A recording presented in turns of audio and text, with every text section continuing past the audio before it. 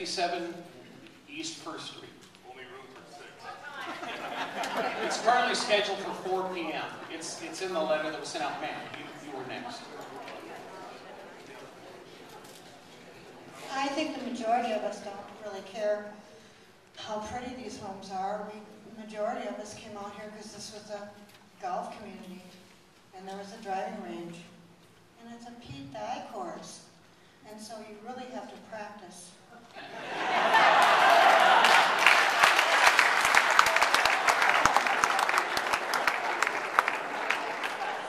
we just don't want it taken away from us. I hear you. I hear you.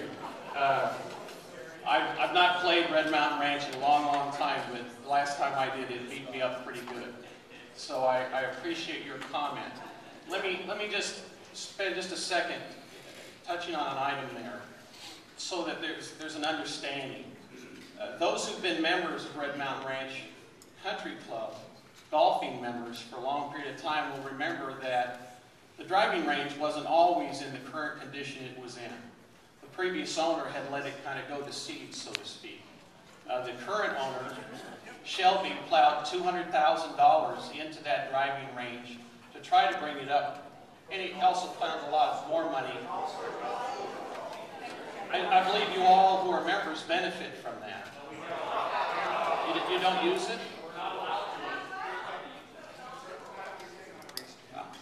Well, the thing I wanted to bring to your attention, I don't know how many here are members of the country club versus just residents of Red Mountain Ranch. And the reason I ask that question is according to the membership records, there's currently around 240 golf members who live in Red Mountain Ranch.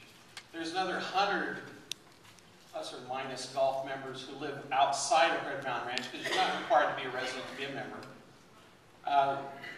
That's a total of about 350, just for round figures, of members, 240 of which live in Red Mountain Ranch, a community of over 1,500 residents.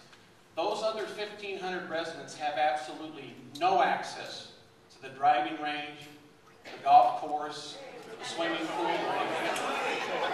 I understand, but the reason I bring that to your attention is because the issue of open space and it's functioning as an amenity for all who live in Red Mountain Ranch, not just the golf club members. Okay. As an amenity, it offers no amenity to somebody who's not a member of the club.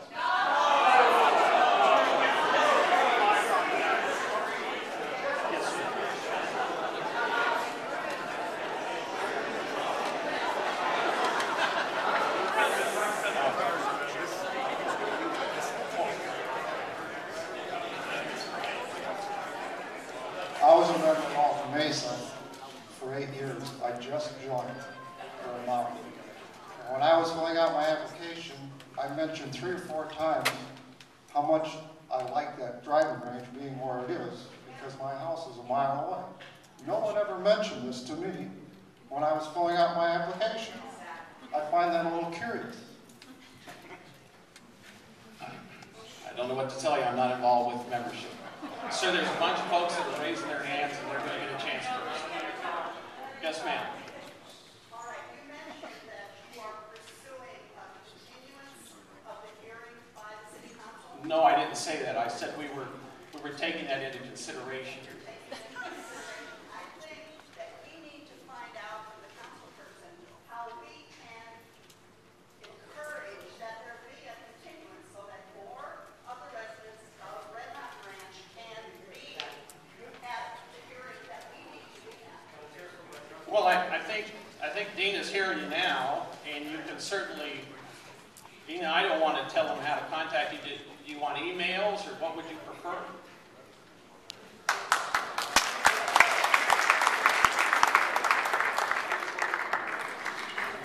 We love emails.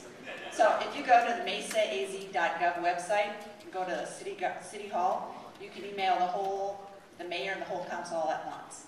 Could you repeat that? Yes, mesaaz.gov. There's a little City Hall tab, and you can email everybody all at once. And what we really would like is probably to ask the P&Z just to table it, which would be tabled. Continued would say, hey, we're going to continue it for 30, 60, 90 days, but if they tabled it, then it would just go away until they came back. Made more issues. But you know, my whole thing on this is that I believe there's a reasonable expectation that a golf course has a driving range. And I wish it wasn't a whole shooting, you know, and that this is really a redevelopment because it's had a purpose for 15 to 20 years. So it's not like it was a vacant desert that now we want to build houses on, and you guys, hey, you know what, it was vacant, you should have looked at what was its zoned for. But in this case, it's been a driving range. Why would you assume it would change? And what's the word? Yeah, I mean, if say this change came, there's no benefit to you. What benefit to Red Mountain Ranch does a redevelopment of 40 houses, or, you know, will it? Okay, so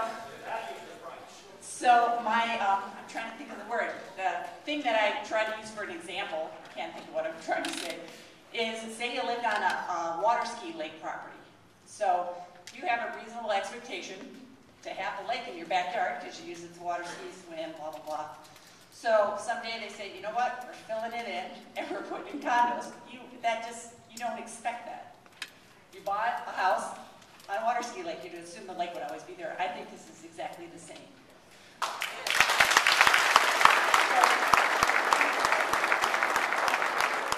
So just, you know, send your letters to the city council, to the mayor, to everybody. You can hit one tab and it mails it all. So not just to me, everyone needs to know what your opinion is. And it's not when people say, oh, it's a done deal, and it drives me crazy because there is no done deal. So don't think your voice isn't going to be heard and taken into consideration by everybody else. You know, I already heard you.